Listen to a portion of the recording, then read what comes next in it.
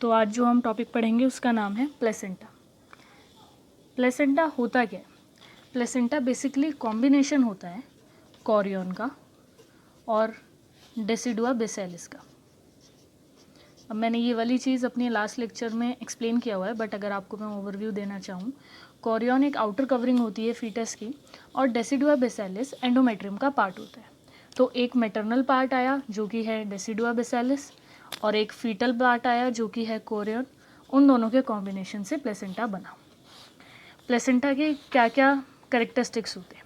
Placenta के characteristics, जैसे placenta को डिस्कॉइड कहा जाता है।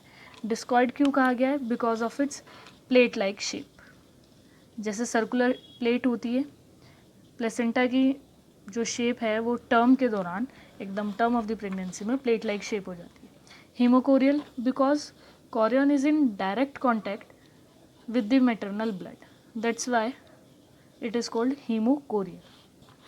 deciduate because of the maternal part, that is जो मैंने आपको बताया डेसिडुआ बेसिलिस, वो at the time of the parturition shed हो जाती है। shed होने की वजह से, इस करेक्टरिस्टिक की वजह से इसको डेसिडुएट कहा जाता है। ठीक है, अब हम आगे डेवलपमेंट ऑफ प्लेसेंटा की बात करते हैं। प्लेसेंटा की डेवलपमेंट का इंडिविजुअल क्वेश्चन भी काफ़ी यूनिवर्सिटीज़ में पूछा जाता है। बाकी आपकी नॉलेज के लिए भी ये टॉपिक इम्पॉर्टेंट तो है ही।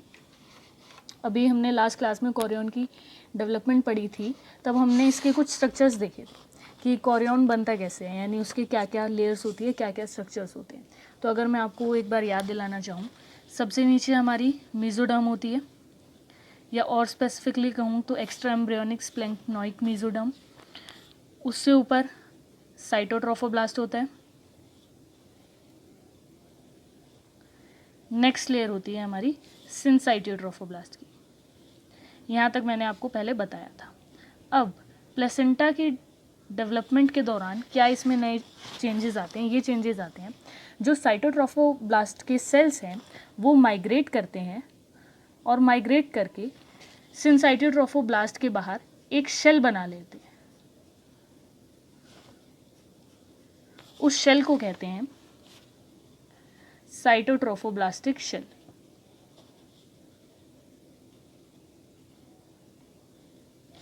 इस शेल के ऊपर एक डीजेनरेटिव फिब्रिनॉइड मेम्ब्रेन प्रोड्यूस हो जाती है।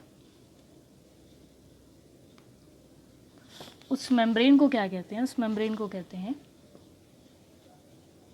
नीटाब्यूट्स मेम्ब्रेन। और इसके ऊपर एज यूजुअल जैसे पहले डिस्कस हुआ था, मैटरनल पार्ट आ जाता है जो कि है डेसिडुआ बेसिलिस।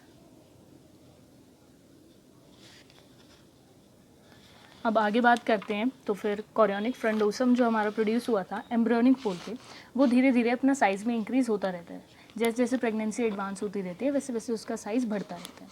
उस साइज़ के बढ़ने के कॉन्सिक्वेंसी में प्लेसेंटा की भी ग्रोथ होती है। प्लेसेंटा की ग्रोथ, उसकी थिकनेस भी बढ़ती है एज वेल एज सर्कमफेरेंस भी बढ़ता है। और जो थिकनेस और सर्कमफेरेंस है वो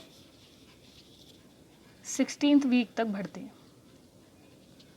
दोनों चीज़ों में जो इंक्रीज़ है वो 16th वीक तक आता है। बट आफ्टर 16th वीक क्या होता है, जो थिकनेस होती है वो और आगे नहीं बढ़ पाती, थिकनेस वहीं की वहीं रुक जाती है। बट जो सर्कमफेरेंस है वो आगे और ग्रोथ करता रहता है till term.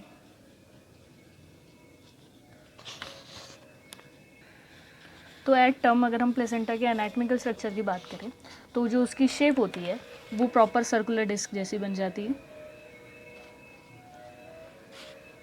Thickness around 3 centimetre attain हो जाती है। वेट 500 ग्राम्स तक हो जाता है और टेक्सचर स्पॉन्जी रहता है। अगर हम बात करें वेट ऑफ द प्लेसेंटा के रेशियो की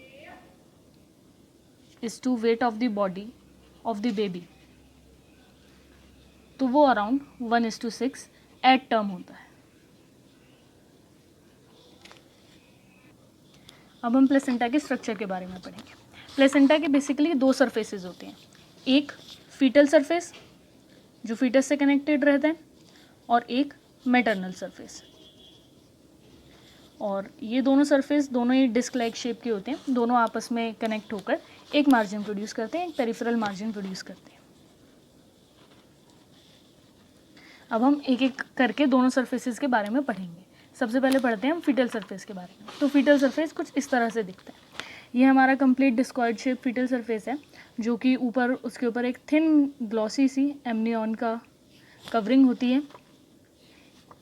ये अम्ब्लाइकल कॉर्ड है, और जो ये वेसल्स आपको नज़र आ रही होंगी ये अम्ब्लाइकल वेसल्स हैं, जिसके बारे में हम आगे सर्कुलेशन में पढ़ेंगे। बट ये अम्ब्लाइकल वेसल्स हमें फीटल सरफेस पे दिखाई देती है। Fetal surface also known as chorionic plate.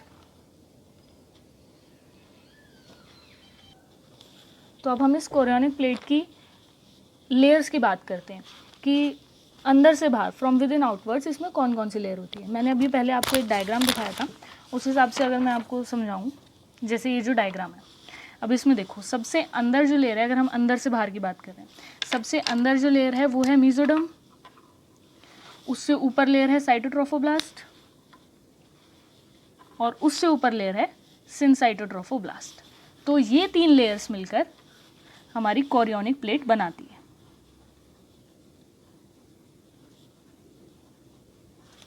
तो कोरियोनिक प्लेट में कौन कौन सी लेयर्स हुई विद इन आउटवर्ड्स? पहली mesodermal tissue, second cytotrophoblast and third syncytiotrophoblast. अब हम बात करते हैं मैटरनल सरफेस की। तो मैटरनल सरफेस भी वैसा डिस्क लाइक स्ट्रक्चर होता है, जैसे स्टार्टिंग में मैंने डिस्कॉइड बताया था, बट इसकी जो मॉर्फोलॉजी होती है वो थोड़ी सी अलग होती है। इसमें 15 से 20 पॉलीगोनल कन्वेक्स शेप के ऐसे आपको लोब्स दिखाई देंगे, जिसे हम लोब्स कहते हैं या फिर कॉटिलिडन्स कहते हैं। ये लोब्स और कॉटिलिडन आपस में सेपरेट होते हैं एक सेप्टम से। उस सेप्टम को कहते हैं डेसिडुअल सेप्टम। जनरली इस प्लेट का कलर डल रेड होता है because of maternal blood. Maternal surface को हम बेसल प्लेट भी कहते हैं।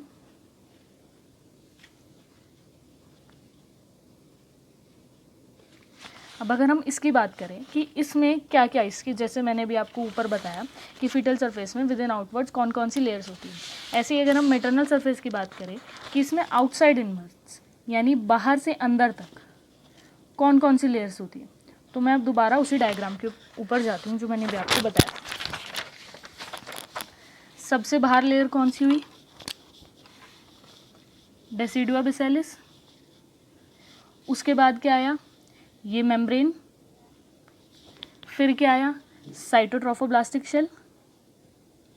उसके बाद एक स्मॉल अमाउंट ऑफ सिनसाइटोट्रोफोब्लास्ट भी उसके अंदर उसी लेयर में हम कंसीडर करते हैं। तो यानी ये 4 लेयर्स मिलकर बेसल प्लेट बनाती है।